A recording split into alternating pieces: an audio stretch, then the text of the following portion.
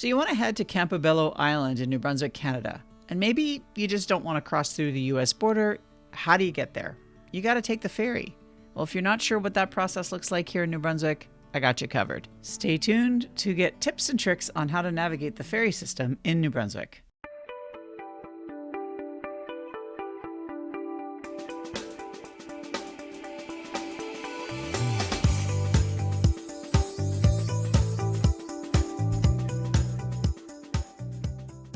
Welcome back to the Travel Review Crew, and today we are heading to Campobello Island via the ferries. The first leg of the journey requires a ferry to Deer Island, which you access from La Tête, New Brunswick. Generally speaking, during the summer months, the ferry that runs from La Tête to Deer Island runs every half hour. Schedules can change due to weather and tide, so be sure to check the schedules before you go out. It's actually very clear as to where to line up in order to prepare for loading onto the ferry.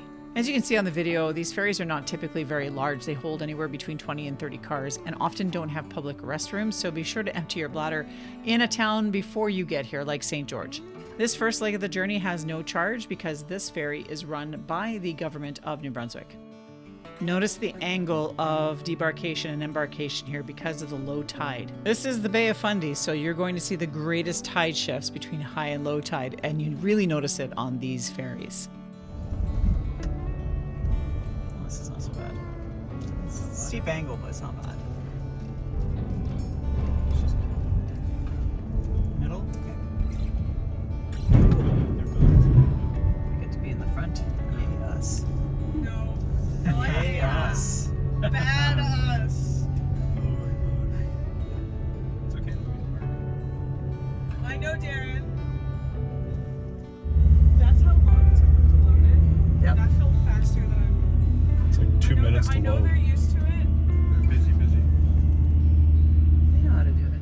So as you saw, loading was really rapid. By the time we got the last car on, we literally started to take off almost immediately. It was quite a fast process. I recommend you use this time to build it into your vacation as part of the experience of the vacation. Grab a coffee in Black's Harbor, St. George, and just enjoy the trip.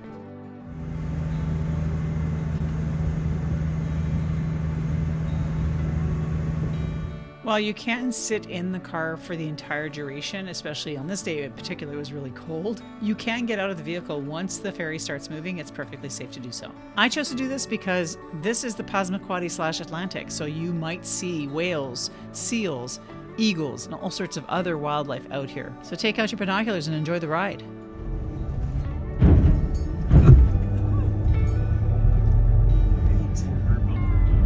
On to Deer Island.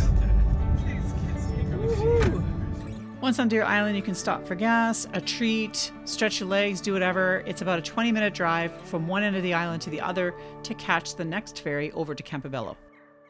Once you arrive at the designated ferry loading location with your vehicle, you'll notice that it's every hour on the half hour. This leg of the ferry is run by East Coast Ferries. There is a charge for this leg of the trip. Car and driver is $25. Each additional adult passenger is $5 to a car maximum of $40. Although they do have card readers, my suggestion to you is to bring cash. A reminder that these ferries are seasonal from June to September. Might be a little bumpy here because the roads are kind of if.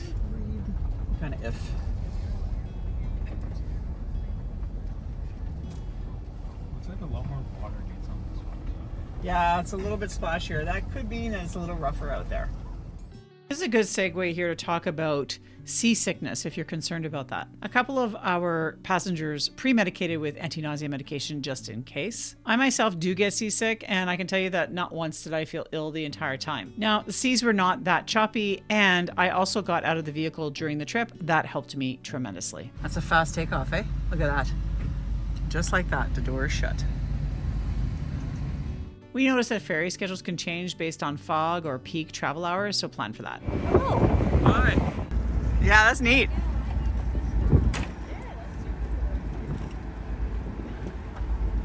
That's so neat. I love that.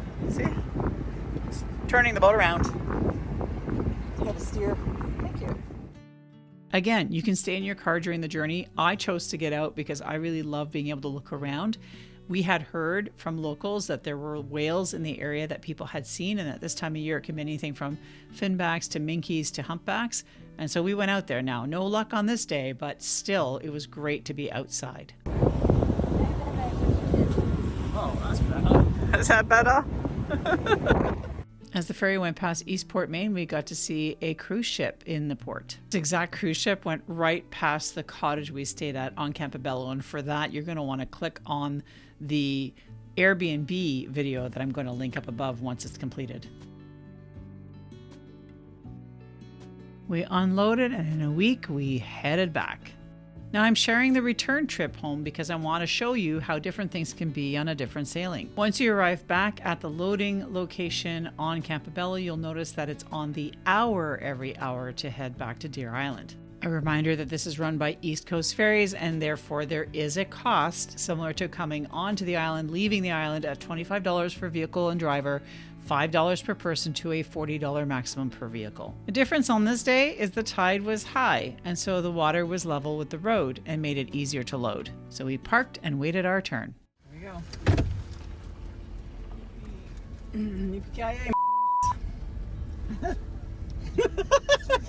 You're gonna edit that. Look at how level this is compared at high tide. Oh God. This is insane. We're going just driving on.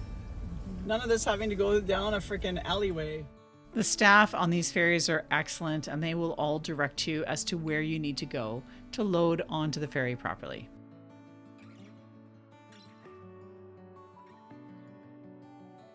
Even on warm days, the wind can be very cold on the ocean. So bring a light jacket, a sweater, what have you, and your binoculars, because again, you're going to want to look for wildlife. I love being able to see the lighthouses on the islands around us. We also passed by Eastport, Maine again, and now we could actually see the little town because it was daytime and there was no fog. I really, truly enjoyed, and it was actually a really relaxed pace during this ferry back. Here we are arriving at Deer Island and about to disembark. Take a moment to notice here as we come in the difference with high tide getting off of this ferry in comparison to our first sailing.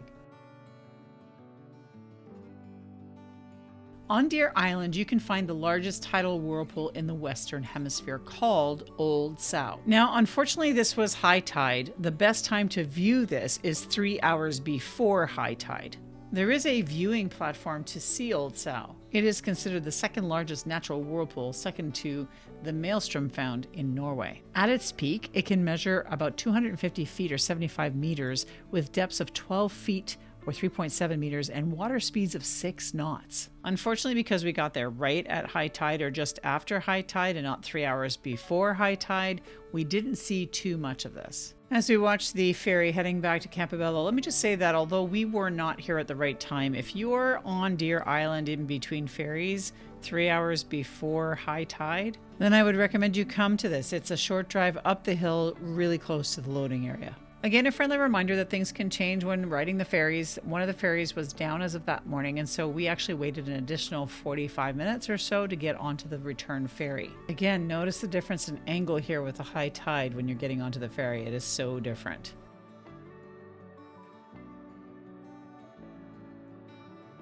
Now, we headed up to what we thought was an observation deck at the top here. It turns out it was actually a staff-only area, so we did kind of all get kicked out of this. There's actually a number of us on this. But before we get kicked off of the Abenaki's upper deck, here's some video I took from up there.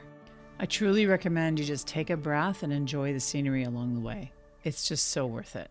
As we wrap up this final ferry ride and get back onto the mainland, there's just something about these short crossings that leaves a very lasting impression. Whether you're coming in with anticipation or you're heading home, these are not just transportation, they're part of the experience. Let us know in the comments. Have you ever ridden these Campobello ferries before? What was your experience like? Did you find this video helpful as you plan your trip to Campobello Island? If you like this content, be sure to like and subscribe because we're always going on new adventures. We also have a playlist for our trip to Campobello. Click on that playlist and watch all of our experiences so that you can plan your next trip. Thanks again for watching the Travel Review Crew. See you on the next adventure.